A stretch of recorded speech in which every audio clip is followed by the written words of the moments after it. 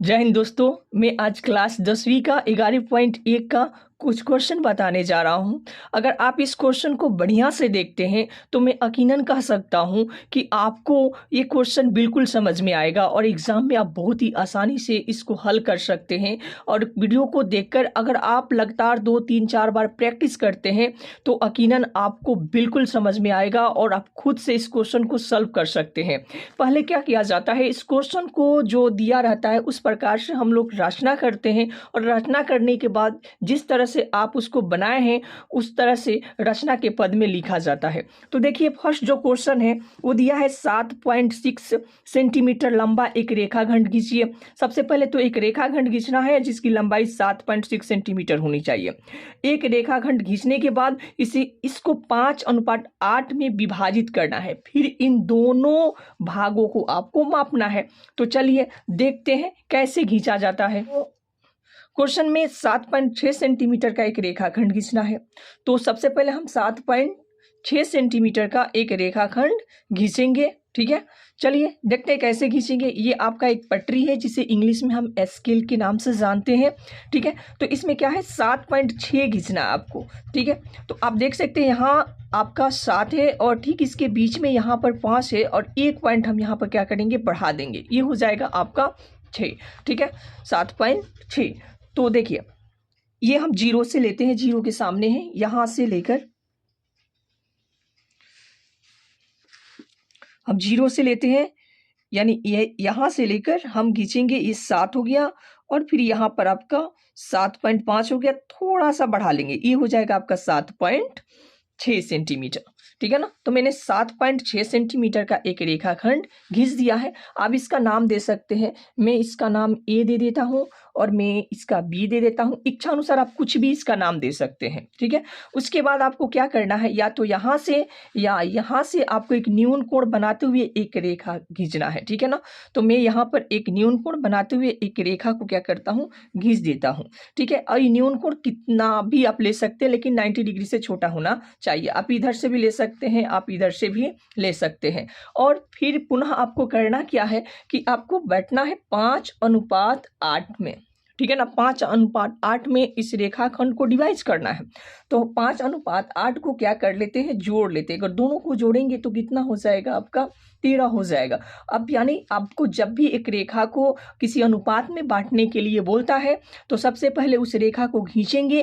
खींचने के बाद एक न्यून कोण खींच सकते हैं, इधर से खींच सकते हैं या इधर से, उसका नाम आप इच्छा अनुसार से दे सकते हैं। ठीक है, उसके बाद जिस रेशियो में आपको बांटना होता है उस दोनों रेशियो को आपको जिस रेशियो में आपको उसको बांटना होता है, जिस अनुपात में आपको बांटना होता है, उसे हम ऐड कर लेते हैं, जोड़ लेते हैं। जोड़ने के बाद जो संख्या प्राप्त होती है उसे चाप लेकर उतने भागों में क्या करते हैं, बांट देते हैं। तो देखिए, जोड़ने के बाद मुझे संख्या जो मिली है वो 13 है। तो इसको 13 बराबर भागों में हम क्या करेंगे, बांट देंगे। बराबर भागों में इसको बांटते हैं। देखिए, आप अपने इच्छा के अनुसार ले सकते हैं, लेकिन बड़ा नहीं लेना है क्योंकि इसको 13 बराबर भागों में बांटना है।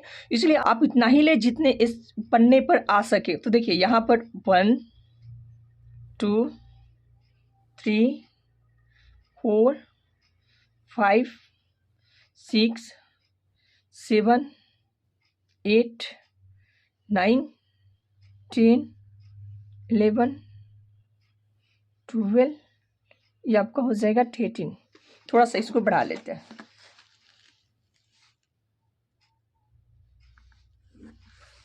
इसको 13 बराबर भागों में मैंने क्या किया, बांट दिया। अब इसका नाम दे सकते हैं x1, x2, x3, x4, x5, x6, x8, 7, x7, x8, x9, x10, x11, x12, x13।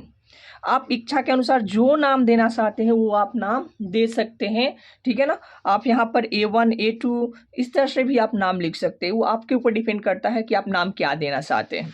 उसके बाद आपको करना क्या है कि इसके जो लास्ट पॉइंट है वो B से क्या करेंगे, मिला देंगे।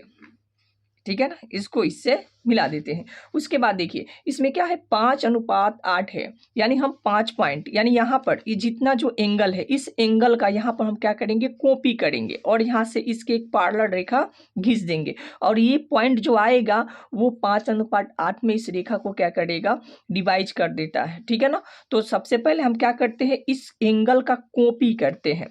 ठीक है, देखिए कैसे करते हैं, तो एक अपने इच्छा के अनुसार आप यहाँ पर ले सकते हैं एक, लेकिन ये ध्यान रहे कि ये दोनों पर कट करना चाहिए, ये दोनों पर कट करना चाहिए, इसको बड़ा छोटा बिल्कुल आपको नहीं करना है।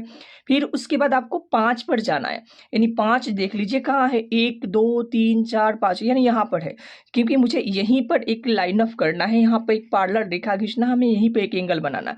तो ध्यान दीजिएगा जो आपने यहाँ पर आर्क लिया था, चाप लिया था, उतना ही आपको यहाँ लेना है, सेम, बड़ा छोटा नहीं करना। मैंने ले लिया, ध्यान रखें कि यहाँ पर कट जरूर करना चाहिए।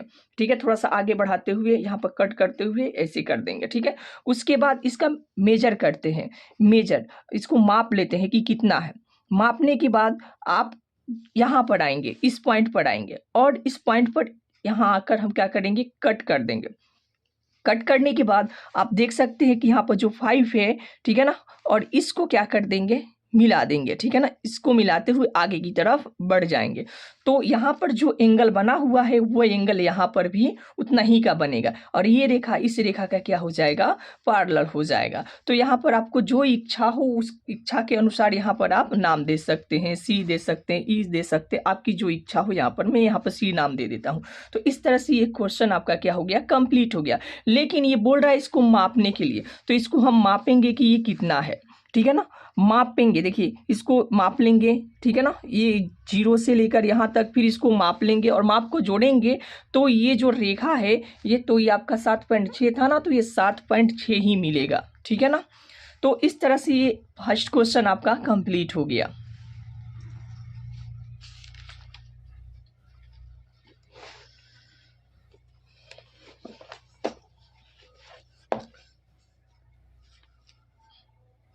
है तो चलिए अब क्वेश्चन नंबर 2 कैसे बनाया जाता है इसको सीखते हैं। ठीक है ना, तो जो क्वेश्चन नंबर 2 है कुछ इस प्रकार से है, 4 सेंटीमीटर 5 सेंटीमीटर और 6 सेंटीमीटर भुजा वाला एक त्रिभुज की रचना कीजिए और फिर इसे एक समरूप के अन्य त्रिभुज की रचना कीजिए जिसकी भुजाएं दी हुई त्रिभुज की संगत भुजाओं को 2/3 गुनी हो। ठीक है, तो सबसे पहले हम क्या करेंगे कि 6 सेंटीमीटर 5 सेंटीमीटर 4 सेंटीमीटर का एक त्रिभुज को क्या करेंगे खींच लेंगे और खींचने के बाद इसी के अन्य एक और त्रिभुज क्या करेंगे, एक अन्य त्रिभुज की रचना करेंगे। त्रिभुज की संगत भुजाओं की कितनी होनी चाहिए, तो ये 2/3 होनी चाहिए। तो चलिए इस क्वेश्चन को बनाते हैं। तो प्रथम हम क्या करेंगे 4 सेंटीमीटर 5 सेंटीमीटर 6 सेंटीमीटर भुजा वाला एक त्रिभुज खींचेंगे। तो देखिए आप पहले 4 सेंटीमीटर भी ले सकते हैं, 5 सेंटीमीटर भी ले सकते हैं, आप 6 सेंटीमीटर भी आप ले सकते हैं, वो आपके ऊपर डिपेंड करता है कि आप पहले किस भुजा से शुरू करना चाहते हैं, किस मेजर वाली भुजा से शुरू करना चाहते हैं। तो देखिए मैं यहाँ पर 6 सेंटीमीटर की पहले भुजा में लूंगा। ठीक है, तो यहाँ पर मैंने 6 सेंटीमीटर का मैंने क्या किया एक भुजा खींच लिया और इस भुजा का मैं नाम दे देता हूँ बी और सी। आप चाहे तो कुछ भी नाम दे सकते हैं, आपके ऊपर डिपेंड करता है। ठीक है, फिर उसके बाद मुझे 4 सेंटीमीटर का क्या करना है और 5 सेंटीमीटर के क्या करना है, दो और भुजा इस पर खींचना है, तब जाकर एक त्रिभुज का निर्माण होगा। तो एक हम इसके बाद 5 सेंटीमीटर का लेंगे। देखिए 5 के सामने आपको क्या करना है एक ऐसे रखना है। ठीक है, रखने के बाद आपको थोड़ा आगे की तरफ बढ़ाते हुए यहाँ लाना है, इतना का चाप एक ले लेना है। अब यहाँ पर मैं कट कर दूंगा तो ये आपकी जो होगी भुजा वो 5 सेंटीमीटर का होगा, लेकिन अभी इसको मिलाने वाले नहीं हूँ। अब 4 का लूंगा तो 4 का ले लेते हैं चाप। 4 का चाप लेने के बाद, ठीक है, 4 का चाप लेने के बाद बी से क्या करेंगे इसको कट कराएंगे। ठीक है, और यहाँ पर एक आपको पॉइंट मिलेगी, इससे मिला देते हैं ना इसको, तो ये आपका हो जाता है 6 सेंटीमीटर।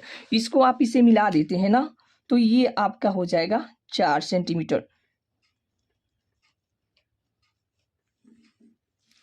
तो ये हो गया 5 सेंटीमीटर का और ये हो गया 4 सेंटीमीटर का। क्यों? क्योंकि मैंने यहाँ पर 5 सेंटीमीटर का सांप लिया था और इधर से मैंने 4 सेंटीमीटर का सांप लिया था।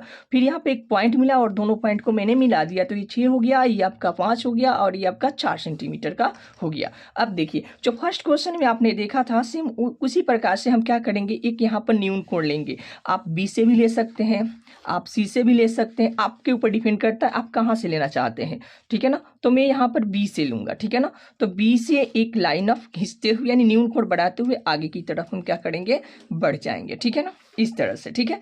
अब ये तो बन गया आपका, लेकिन अभी हमें क्या करना है, ये त्रिभुज की रचना हुआ है, इस त्रिभुज के अन्य एक और त्रिभुज बनाना है जिनकी भुजाएं दी हुई त्रिभुज की संगत भुजाओं की 2/3 गुनी हो, यानी 3 गुनी होनी चाहिए, ठीक है ना। तो एक और त्रिभुज की हम क्या करेंगे, रचना करेंगे। तो यहाँ पर आप देख रहे हैं 2 में क्या है, 3 है।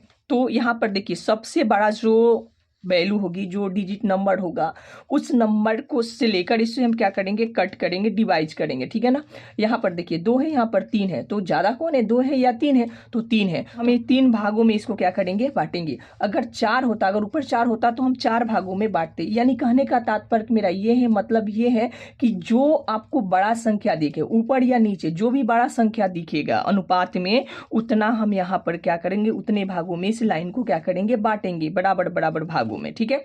तो यहाँ पर 3 दिख रहा है, तो इसको 3 बराबर भागों में हम क्या करेंगे, बांट देंगे। तो देखिए ये आपका 1 हो गया, 2 और ये आपका 3, यानी 3 बराबर भागों में मैंने क्या किया, बांट दिया। अब इसका आप नाम देख सकते हैं, x1, x2, x3। देखिए आप यहाँ पर b1, b2, b3 भी नाम दे सकते हैं, वो आपके ऊपर डिपेंड करता है, ठीक है ना।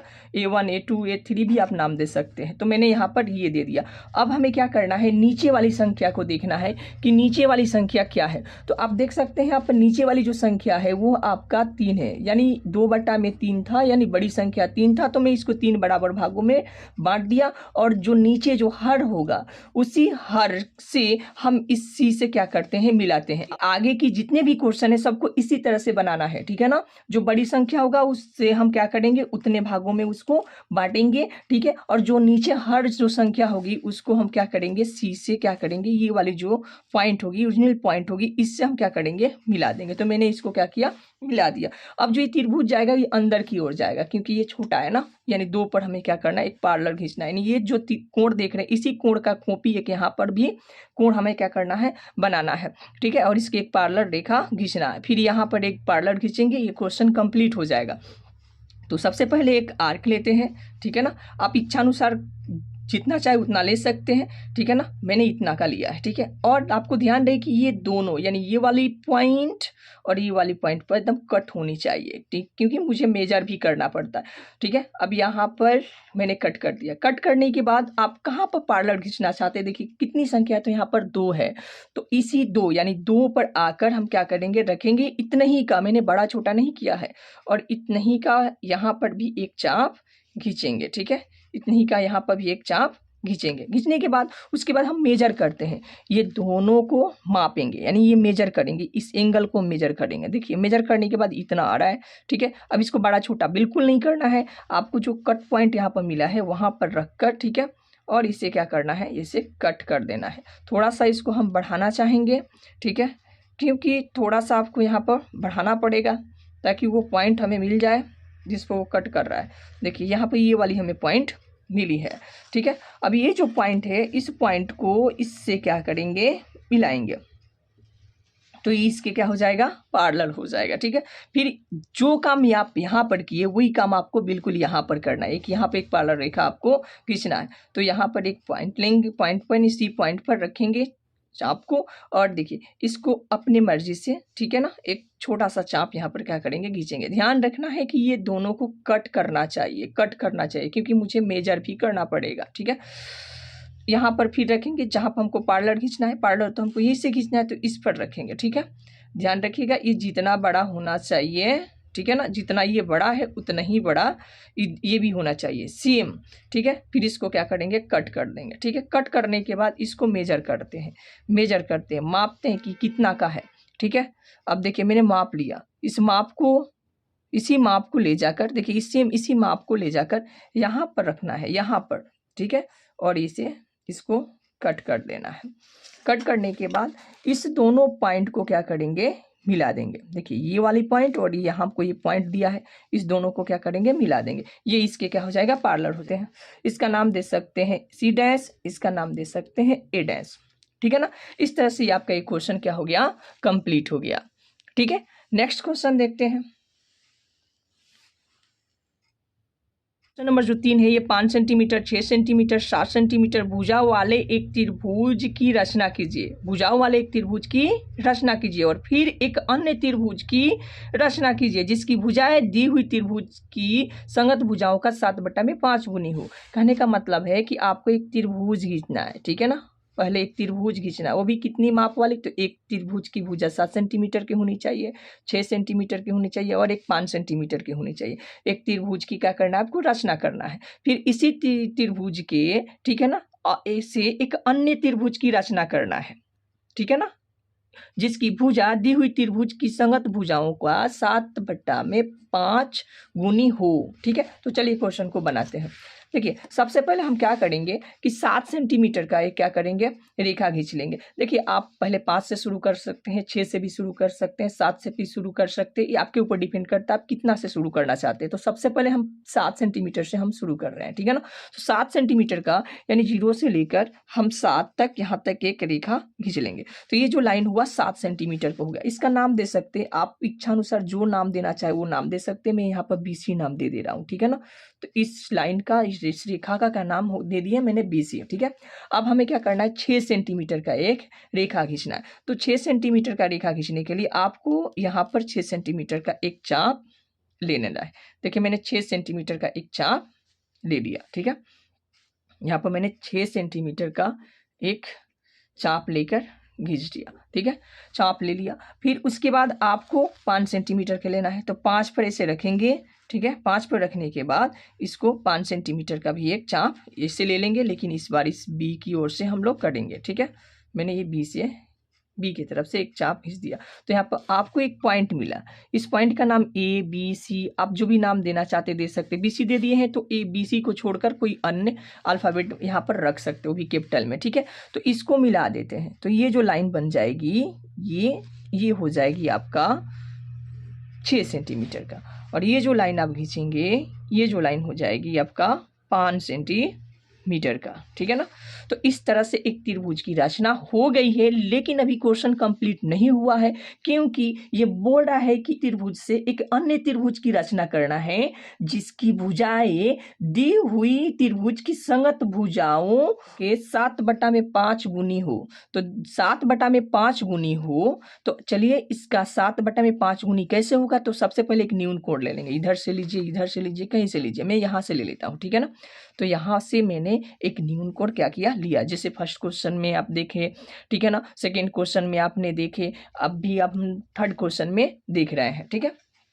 अब आप नीचे देखिए, नीचे जो है वो 5 है, ऊपर क्या है 7 है। तो दोनों में से बड़ा संख्या कौन सा है, 7 है या 5 है। तो आप कहेंगे कि 7 है, तो बिल्कुल 7 है। तो वाला 7 है, तो इसको 7 बराबर भागों में हम क्या करेंगे, बांटेंगे। देखिए संख्या से मतलब नहीं, ऊपर नीचे से मतलब नहीं है, जो बड़ा संख्या होगा उतनी ही संख्या को उस रेखा के उतने ही भागों में बांटेंगे। देखिए हमें ये ऊपर नीचे वाली संख्या से कोई मतलब नहीं है, हमें क्या करना है ना कि जो बड़ी संख्या होगा हमें उसी बड़ी संख्या को यहाँ पर लेना है और उतने बराबर भागों में हमें क्या करना है, उससे बांट देना है, ठीक है ना। तो आप देख सकते हैं 7 और 5 में 7 बड़ा है, तो यहाँ पर मैं इसको 7 बराबर भागों में क्या करूँगा, बांट दूंगा। तो चलिए इसके 7 बराबर भागों में बांटते हैं, ठीक है।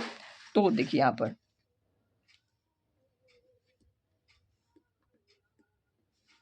एक चाप मैंने लिया और इसे बड़ा छोटा बिल्कुल नहीं करना है। 1 2 3 4 5 6 7, देखिए 7 भागों में मैंने इसको बांट दिया। अब इसका नाम अपने इच्छानुसार जो देना चाहते हैं वो दे सकते हैं। मैं यहाँ पर x1 x2 x3 x4 x5 x6 x7 दे रहा हूँ।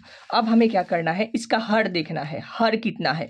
जो हर होगा उसी को हम क्या करेंगे, उससे मिलाएंगे, C से मिलाते हैं। तो हर आपका देख सकते हैं कि 5 है, तो मैं इसे क्या करूँगा, 5 से क्या करूँगा, मिलाऊंगा।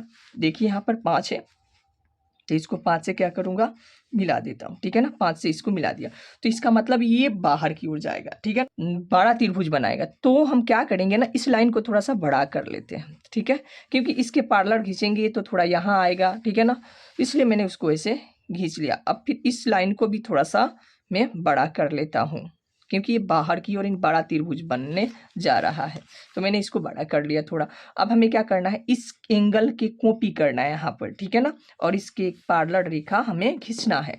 तो देखिए एंगल के कॉपी कैसे करते हैं, इसके पहले वाले फर्स्ट में भी देखे थे, सेकेंड क्वेश्चन में भी देखिए, थर्ड क्वेश्चन में उसी तरह से करना है। आप इच्छा अनुसार से आप एक यहाँ पर चाप ले दे, ध्यान रहे कि ये दोनों पर कट करना चाहिए, क्योंकि ये दोनों पॉइंट को हमें मेजर करना होता है, ठीक है। कट करने के बाद जहाँ पर आप पैरेलल खींचना चाहते हैं, जहाँ पर उस एंगल के कॉपी करना चाहते हैं वहाँ पर हम रखेंगे, यहाँ पर करना चाहते हैं हम यहाँ पर करना चाहते हैं तो हम यहाँ पर रखेंगे, ठीक है। तो यहाँ पर बिल्कुल यहाँ पर कट करना चाहिए, थोड़ा सा आगे की तरफ इसको बढ़ाना है, क्योंकि इसको मेजर करके मापेंगे तो वहाँ पर कट बिंदु एक मिलेगी, एक पॉइंट मिलेगी जो पैरेलल हमको खींच बताएगी। यहाँ पर एक पॉइंट मिलेगी जो पैरेलल रेखा के योर ले जाएगी। तो यहाँ पर मैं इसे क्या कर लिया, मेजर किया। मेजर करने के बाद जहाँ पर आप यहाँ पर कट किया है ना, इस पॉइंट पर रखकर यहाँ पर हम कट कर देते हैं, ठीक है। कट करने के बाद ये दोनों पॉइंट को क्या करते हैं, मिलाते हैं। मिलाते हुए इसको थोड़ा सा आगे की तरफ बढ़ जाते हैं। तो देखिए ये इसके पैरेलल आ गया, ठीक है। आप इसको सी डैश नाम दे सकते हैं, ठीक है। अब देखिए इसके पैरेलल एक और हमें क्या करना है, रेखा खींचना है। तो देखिए इस एंगल का हम क्या करेंगे, कॉपी करेंगे। देखिए एंगल का कॉपी कर रहे हैं, ये दोनों पर कट करना चाहिए। सेम वो जैसे यहाँ पर काम किए वही काम कर रहे हैं, इसके पहले भी वही काम किए थे। फिर यहाँ पर एक आपको कट देना है, फिर इसको मापना है। तो माप लीजिए कितना आ रहा है, मापने पर इतना आ रहा है। फिर यहाँ पर रखकर इसको क्या करेंगे, कट कर देंगे। कट करने के बाद आपको यहाँ पर पॉइंट मिलेगी, ये दोनों पॉइंट को मिलाते हुए आगे की तरफ बढ़ जाएंगे, आगे की तरफ ऐसे बढ़ जाएंगे। तो ये आपका हो जाएगा ए डैश, ये हो जाएगा आपका ए डैश, ठीक है। तो इस तरह से एक क्वेश्चन क्या हुआ, कंप्लीट हो गया, ठीक। यानी 7 सेंटीमीटर, 6 सेंटीमीटर, 5 सेंटीमीटर ये जो त्रिभुज है, इसके अन्य एक त्रिभुज का हम रचना कर दिए, इसके अन्य एक और त्रिभुज के रचना कर दिया गया है, बी सी डैश ए डैश, ठीक है ना, रचना कर दिया है। जो दिए हुए जो त्रिभुज है उसकी संगत भुजाओं की 7/5 गुनी है, ठीक है ना, 7/5 गुनी है। तो ये क्वेश्चन आपका कंप्लीट हो गया। अब जैसे जैसे आप बनाए वैसे ही इसकी रचना क्या करना है, आपको लिखना है, ठीक है।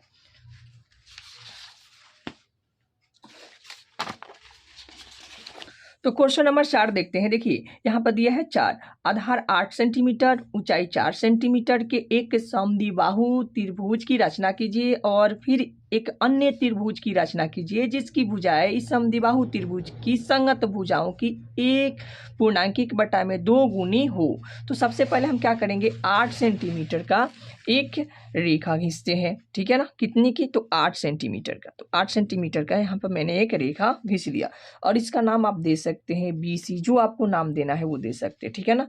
आपको क्या करना है, तो 8 सेंटीमीटर का एक रेखा खींचना है। खींचने के बाद इसकी ऊंचाई कितनी होनी चाहिए, 4 सेंटीमीटर होनी चाहिए। तो देखिए इसके लिए हमें क्या करना है, मिड पॉइंट को खोजना पड़ेगा। मिड पॉइंट को खोजने के लिए आपको क्या करना है, आधा से ज़्यादा आपको चाप लेना है। देखिए आधा से ज़्यादा है, एक ऊपर कट करेंगे, एक नीचे कट करेंगे। कट करने के बाद यहाँ पर B पर रखेंगे और फिर यहाँ पर कट करेंगे और फिर यहाँ पर कट करेंगे, ठीक है। और ये दोनों जो पॉइंट आपको होगी, ये दोनों पॉइंट ये BC को 2 बराबर भागों में डिवाइड कर दें। ये वाला पॉइंट हमें खोजना था, लेकिन थोड़ा थोड़ा इसको कट कट कर हम क्या करेंगे, दिखा देंगे। हमें तो ये पॉइंट खोजना था जो मिल गया, ठीक है। अब इस पॉइंट पर आपको 4 सेंटीमीटर का एक रेखा खींचना है। कितना का, तो 4 सेंटीमीटर। बोल रहा है कि ऊंचाई इसकी कितनी होनी चाहिए, 4 सेंटीमीटर, इसलिए मैंने यहाँ पर 4 सेंटीमीटर ऊंचाई के एक लाइनअप खींच लिया, ठीक है, 4 सेंटीमीटर का, ठीक है। अब इसको क्या करेंगे, B से मिला देंगे, ठीक है ना, इस पॉइंट को। फिर उसके बाद C से मिला देंगे। तो मैं यहाँ पर C से मिला दे रहा, ठीक है ना, C से मिला दिया। मिलाने के बाद इसका नाम आप दे सकते हैं A, ठीक है। तो ये बोल रहा है कि एक आपको समद्विबाहु त्रिभुज की रचना करना है, फिर एक अन्य त्रिभुज की रचना करना है जिसकी भुजाएं इस समद्विबाहु त्रिभुज की संगत भुजाओं की गुणांक 1/2, ठीक है ना, गुनी हो। इसके लिए हमें क्या करना है, एक न्यून कोण खींचना पड़ेगा। तो मैंने यहाँ पर एक न्यून कोण खींच लिया, ठीक है। अब देखिए इसको थोड़ा सा सॉल्व कर लेते हैं, ठीक है ना। तो ये 2 1 3, ये 3 बटा में क्या हो जाएगा, 2, तो यानी देखिए सबसे बड़ा संख्या क्या है 3 है, तो इसको 3 बराबर भागों में क्या करेंगे बांट देंगे। ठीक है, देखिए कैसे 1 2 3। ठीक है, इसको 3 बराबर भागों में मैंने बांट दिया। अब देखिए इसमें क्या है, नीचे क्या है, हर क्या है, हर जो होगा उसको सी से हम क्या करेंगे मिलाएं। हर है 2, तो हम क्या करेंगे इसको 2 से, देखिए 1 2, तो इसको 2 से क्या करेंगे मिला देंगे। देखिए इसका नाम दे दीजिए x1 x2 x3। ठीक है, अब ये बाहर की तरफ जाएगा तो थोड़ा सा लाइन को क्या कर लेते हैं बढ़ा देते हैं। ठीक है, क्योंकि हमें पैरेलल खींचना पड़ेगा आगे की तरफ, तो इस लाइन को थोड़ा सा मैं बढ़ा दे रहा हूँ। इस लाइन को भी आपको थोड़ा सा बढ़ाना पड़ेगा। ठीक है, क्योंकि इधर पैरेलल आएगा इधर आएगा। ठीक है, तो अब क्या करना है, हमें इस एंगल की कॉपी यहाँ पर करना है, तो इस एंगल की कॉपी करते हैं। चलिए कॉपी करते हैं। ठीक है ना, देखिए यहाँ पर ये दोनों पर कट करना चाहिए, कि यहाँ और एक यहाँ। ठीक है, और फिर आपको ये 3 पर रखना है, क्योंकि यहीं पर हमें क्या करना है एक एंगल बनाना है और इस रेखा के पैरेलल यानी x2c के पैरेलल एक और रेखा खींचना है। ठीक है, उसके बाद हम क्या करते हैं मेजर कर लेते हैं। तो चलिए मेजर कर लिए यहाँ पर। मेजर करने के बाद ठीक है हम इस पॉइंट पर रखकर इसको क्या करते हैं कट कर देते हैं, जो हमें एक पैरेलल लाइन दे देता है। यानी ये दोनों मिलकर ठीक है ना, ये वाले पॉइंट ठीक है ये वाला पॉइंट से मिलाते हुए आगे की तरफ हम ये दोनों पॉइंट को मिलाते हुए हम आगे की तरफ क्या होंगे बढ़ जाएंगे। तो हमें यहाँ पर क्या होगा एक पैरेलल रेखा लाइन मिल जाएगी। ठीक है, अब इसको क्या करेंगे ना,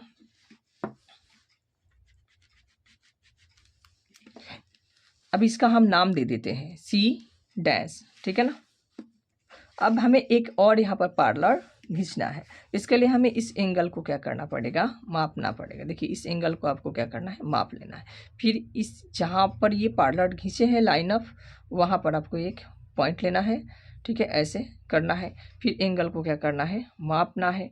एंगल को मापने के बाद फिर यहाँ पर आपको क्या करना है कट करना है, और इस कट जो किए हैं इसको आगे की तरफ मिलाते हुए बढ़ जाएंगे। ठीक है, जो हमें एक पैरेलल रेखा मिल जाएगा।